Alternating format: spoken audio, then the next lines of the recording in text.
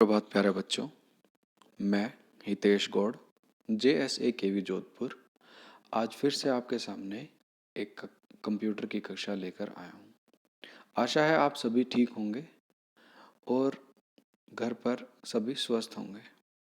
तो चलिए आज की कक्षा शुरू करते हैं।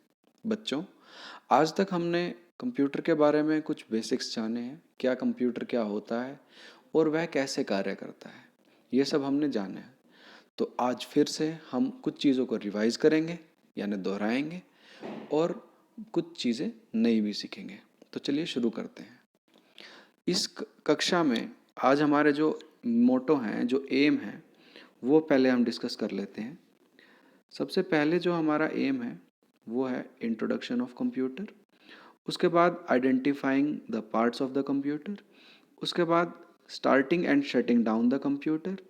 उसके बाद कंप्यूटर रूम एटिकेट्स। उसके बाद हम बात करेंगे identify the keys of the keyboard. उसके बाद फिर हम बात करेंगे do's and don'ts of while working on computer. फिर लास्ट में हम इस चैप्टर में स्ट्रेंथ्स और लिमिटेशंस ऑफ द कंप्यूटर के बारे में बात करेंगे। तो बच्चों, सबसे पहले हम इंट्रोडक्शन के बारे में बात करते हैं। जैसे कि हम सब जानते ही हैं कि computer is an electronic machine. देखिए बेटा, मैं इसमें आपको लाइन बाय लाइन पढ़ के और उसका मीनिंग समझाऊंगा ताकि आपके लिए और आसान चीज़ें हो जाएं।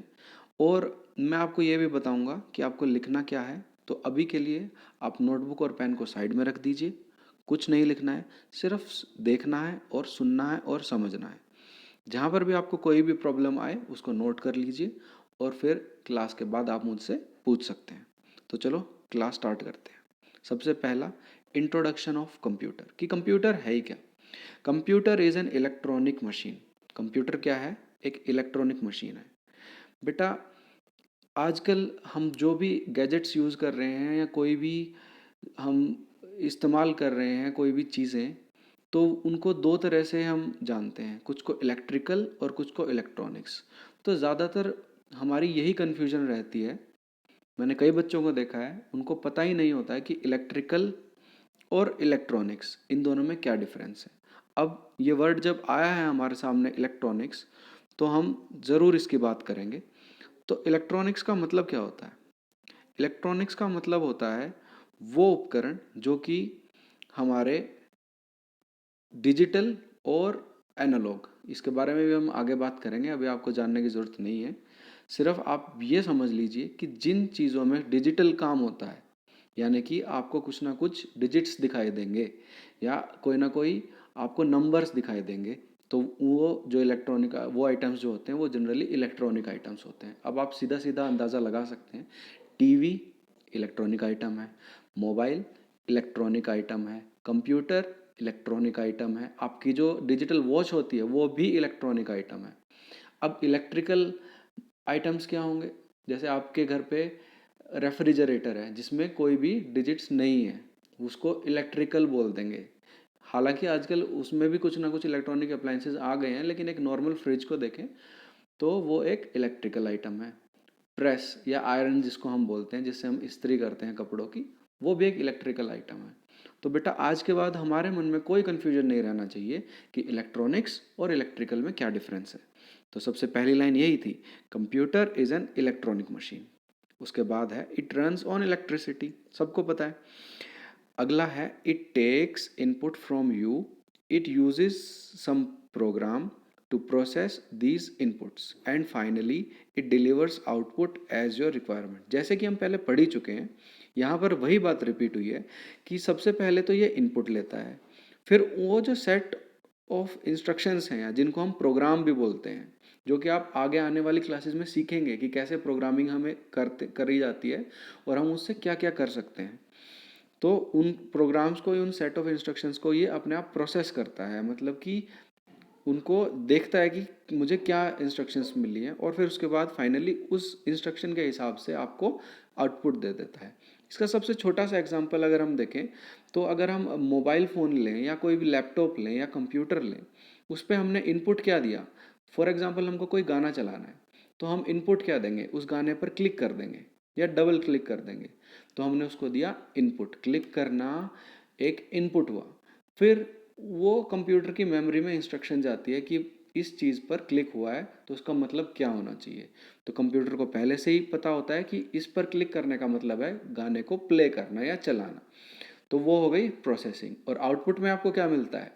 जी हाँ, एक मधुर संगीत या जो म्यूज़िक या जो भी आप प्ले कर रहे हो वो आपको दिख जाता है या फिर सुनाई दे जाता है। तो ये हो गई आउटपुट। तो अभी हम सब क्लियर हैं कि इनपुट, प्रोसेस और आउटपुट क्या होता है। बेटा सारी की सारी इलेक्ट्रॉनिक डिवाइसेस इसी आधार पर काम करती हैं, इनपुट, प्रोसेस एंड आउटपुट। बल्कि मैं तो ये कहना चाहूँगा कि कोई भी इलेक्ट्रॉनिक डिवाइस ही नहीं, कोई भी मशीन हमेशा इन्हीं तीन चीज़ों पर काम करेगी, इनपुट, प्रोसेस और आउटपुट। आप फैन का एग्जांपल ले लीजिए। अगर हम फैन को क्या इनपुट देते हैं, एक बटन ऑन करते हैं तो वो इनपुट हुआ। प्रोसेसिंग क्या हुई? जब फैन में इलेक्ट्रिसिटी गई तो उसके अंदर जो मशीन थी वो अपना कार्य शुरू कर दिया उसने, तो वो हो गई प्रोसेसिंग। और हमको आउटपुट क्या मिलती है? ठंडी ठंडी हवा। तो ये क्या हो गई? आउटपुट। तो मेरे ख्याल से अब आपको बिल्कुल क्लियर होगा कि इनपुट, प्रोसेस और आउटपुट होता ही क्या है। आगे हम देखते हैं, it can also store your data. मतलब ये हमारा जो डेटा है उसको भी स्टोर कर सकता है। किसके रूप में? फाइल्स के रूप में। ये सब चीज़ें हम देखेंगे और सीखेंगे भी आगे कि कैसे आपका डेटा जो है वो सेव रहता है। जैसे अगर हम नॉर्मल एग्जांपल लें तो आप सभी के पास मोबाइल फ़ोन होगा ही, उसके अंदर नंबर भी तो सेव होंगे और कुछ मोबाइल्स में फ़ोटो सेव करने की भी सुविधा होती है। तो वो क्या है? वो आपका डेटा ही है और वो सेव हो रहा है। तो mobile phone is also a part of, is also a type of computer. अब हम ये देखेंगे आगे कि जब कंप्यूटर की क्लासिफिकेशन करेंगे कि मोबाइल किस तरह का कंप्यूटर है, लेकिन मोबाइल को भी हम कंप्यूटर बोल सकते हैं। तो हम एक रियल लाइफ एग्जांपल लेकर चलते हैं मोबाइल का साथ साथ, और यही देखते रहेंगे कि जो ये बोल रहा है क्या वो सही है या गलत है। तो हम आगे चलते हैं। आगे लिखा है you can retrieve this data later on. Retrieve का मतलब होता है दोबारा से प्राप्त कर लेना, यानी दोबारा से निकाल लेना। तो क्या हम जो भी फोटो को क्लिक करते हैं और सेव कर लेते हैं तो क्या हम उसे को दोबारा देख सकते हैं कि नहीं देख सकते हैं? जी हाँ, बिल्कुल देख सकते हैं। तो इसका मतलब क्या हुआ कि हम कंप्यूटर में डेटा को सेव भी कर सकते हैं यानी स्टोर भी कर सकते हैं और उसको बाद में रिट्रीव भी कर सकते हैं। ठीक। तो आज अभी आपको ये सब कुछ समझ में आ गया है। इसके नीचे इसने एक समरी टाइप में भी दिया हुआ है कि computer follows input, process and output cycle. यानी कि कंप्यूटर जो है इनपुट, प्रोसेस और आउटपुट में काम करता है। और आगे आपको एक बढ़िया से कंप्यूटर की तस्वीर भी दी गई है। चलिए आगे चलते हैं। Parts of computer. अब पार्ट्स ऑफ कंप्यूटर क्या है? हमको पता है, हमने देखे हुए हैं।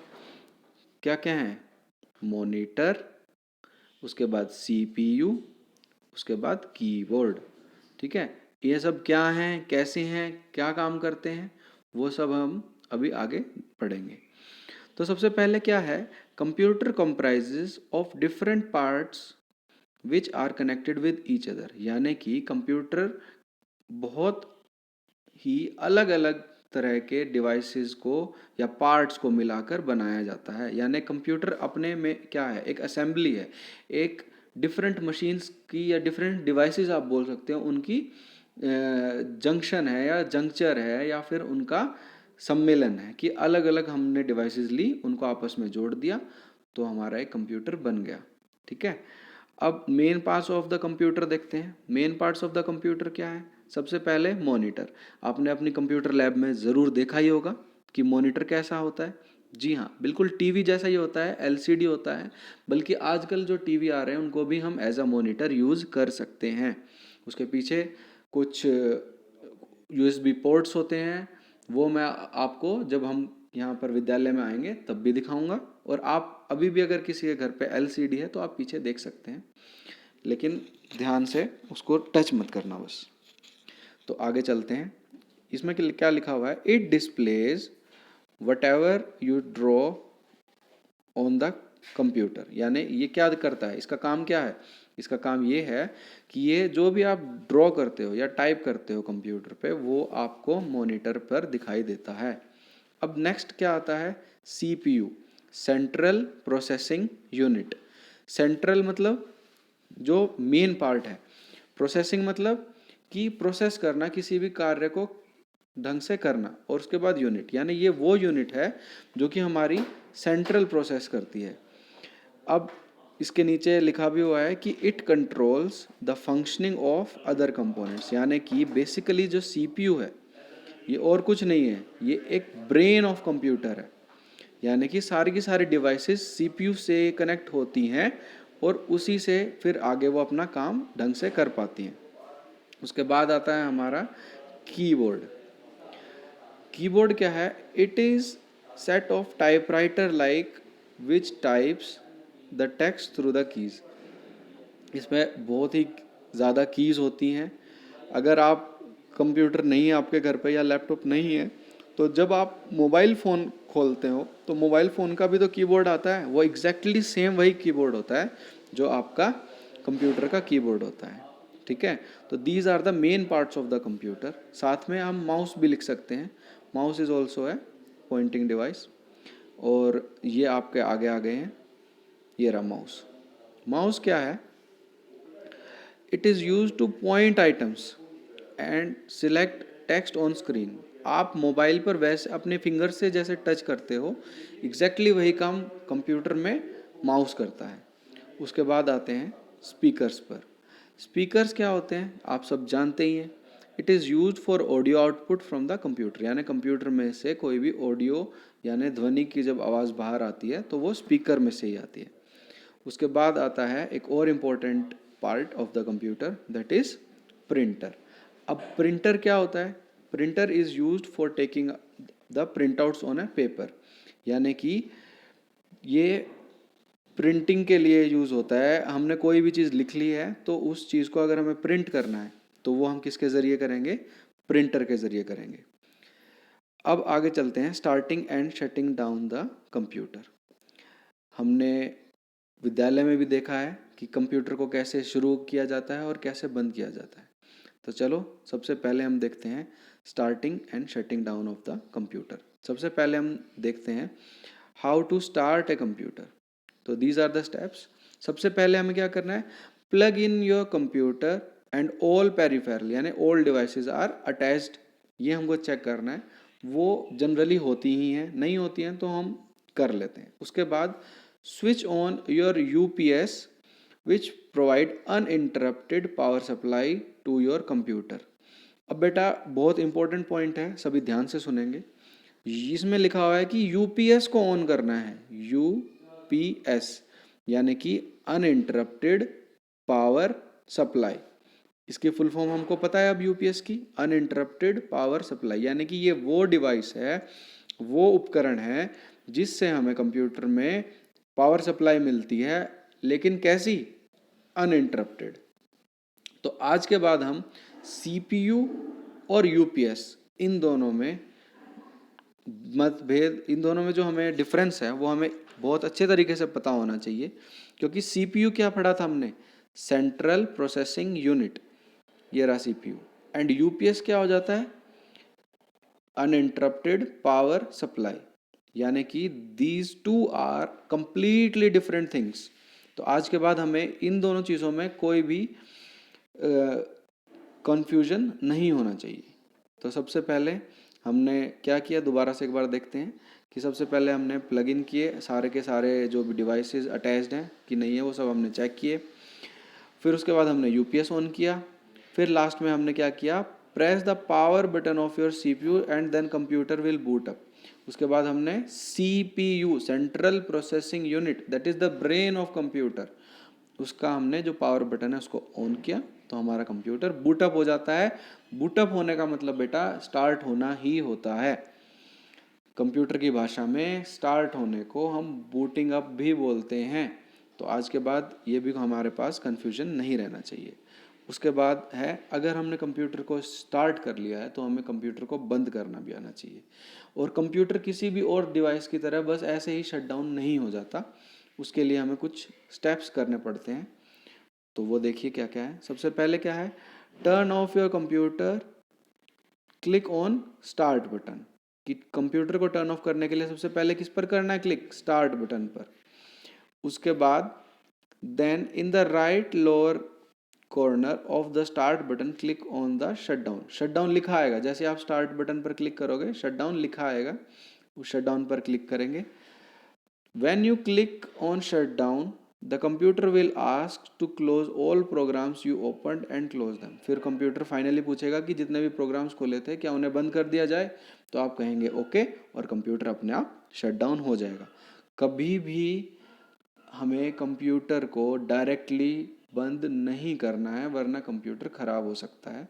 इसीलिए हमें ये दोनों प्रोसेसेस, स्टार्टिंग के भी और शट डाउन के भी, यानी बूटिंग अप और शटिंग डाउन, ये दोनों हमें पता होना चाहिए।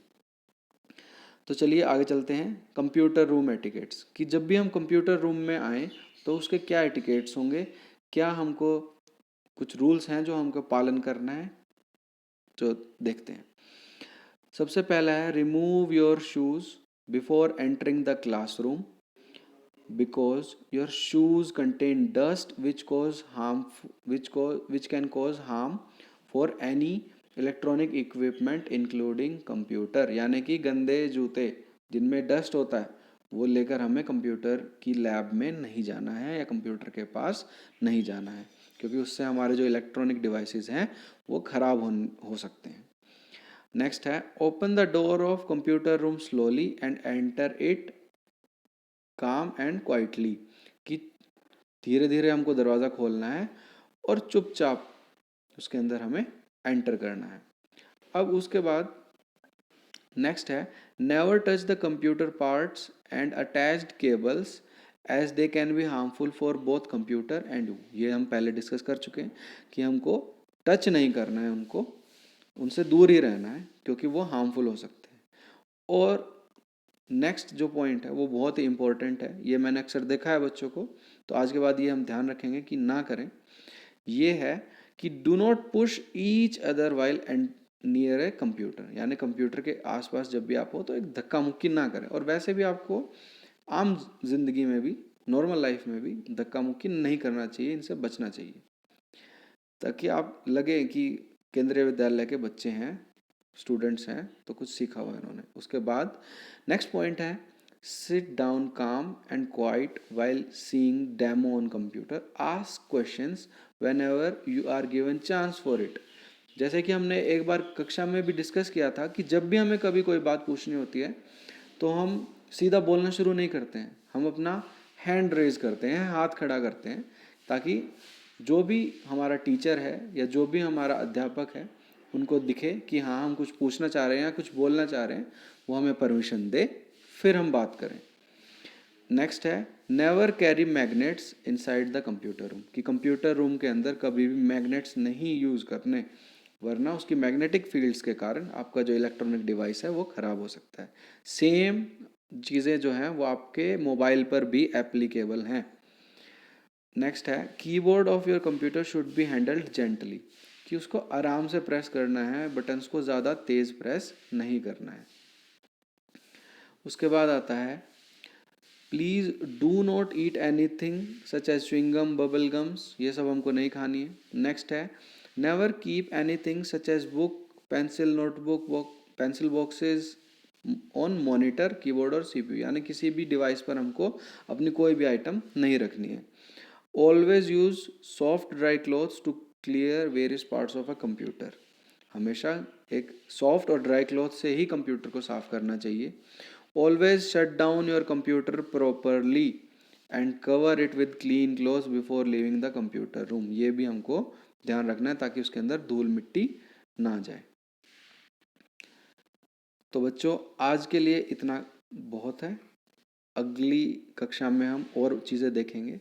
धन्यवाद।